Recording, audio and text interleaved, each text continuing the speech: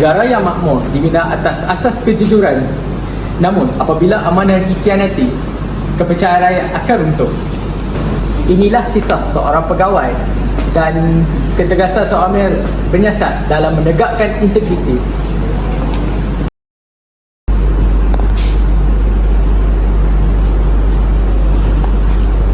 Mila, I nak you sangat cepat. Vendor ni orang kita. Nanti ada sikit hadiah untuk you. Sorry Miss Messi, semua dokumen perlu ikut prosedur. Saya tak boleh terima apa-apa hadiah. Alah, you ni baik sangatlah Mila. Dunia sekarang tak bergerak tanpa minyak tau.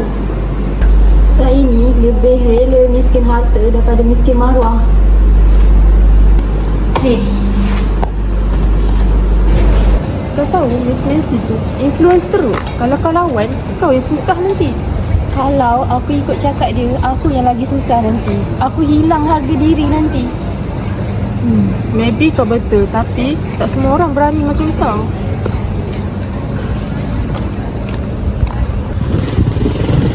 Projek jalan ni dah bertahun tapi tak siap. Duit pun dah habis. Satan mendapati terdapat isu penyalahgunaan dana awam. Rakyat terus menderita akibat rasuah. Itu sahaja daripada saya, Ella, wartawan daripada TV3. Terima kasih.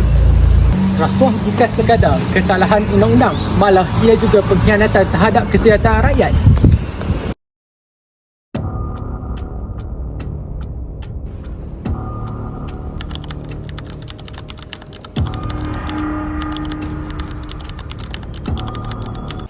Kebenaran perlu ditegakkan walaupun aku seorang je nampak benda ni. Pasukan, kita terima aduan berhubung salah guna kuasa dalam Jabatan Jalan Raya. Sediakan fail dan semak semua transaksi serta dokumen rekod. Kami perlukan kerjasama penuh. Semua maklumat akan dirahsiakan. Saya tahu pasal tawaran tu. Miss Messi suruh Mila cepatkan kelulusan, tapi Mila tolak. Terima kasih Cik Amirah. Keterangan awak sangat penting dalam siasatan ini.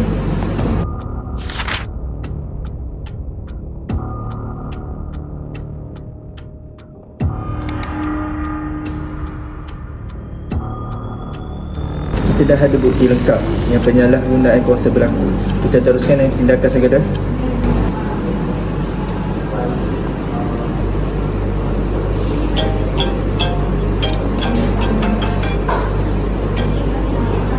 Hello Mila. Hello Mila, can you come to my office right now? Alright, sure. I will come. Yes, Madam Bibin, ada apa ya? Hi Mila, can you see? Alright.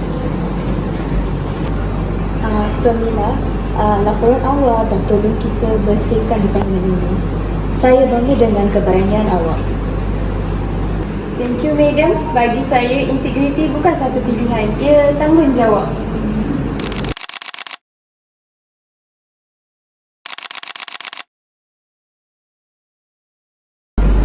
Assalamualaikum warahmatullahi wabarakatuh. Nama saya Ella. Saya merupakan wartawan daripada TV3. Ini adalah sidang media yang berkenaan dengan kes rasuah yang berlaku baru-baru ini. Kes ini menunjukkan bahawa undang-undang tetap ditegakkan tanpa pilih kasih. Integriti mesti dipertahankan setiap tingkat. Amanah bukan sekadar slogan. Ia merupakan nyawa kepada rakyat.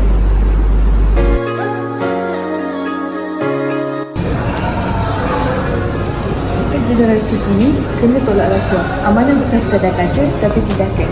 Kita nak jadi pemimpin yang jujur, bukan sekadar mencari keuntungan.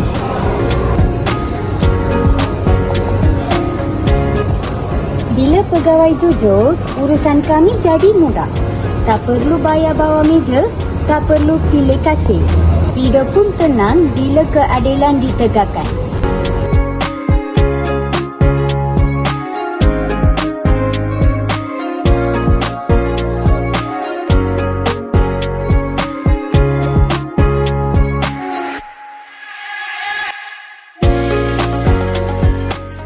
Ingatlah semua, tanggungjawab kita bukan hanya kepada jabatan tapi kepada seluruh rakyat. Bila kita amanah, kita membina kepercayaan yang akan kekal selamanya. Integriti bukan tugas seorang, tapi perjuangan bersama rakyat, pegawai dan generasi muda. Semua memainkan peranan. Kami percaya bila setiap pegawai amanah dan setiap rakyat menolak rasuah, Malaysia akan kekal bersih, sejahtera dan dihormati. Mulakan dengan diri, tolak rasuah, pegang amanah. Kerana apabila pegawai amanah, rakyat pasti sejahtera. Pegawai amanah, Rakyat sejahtera.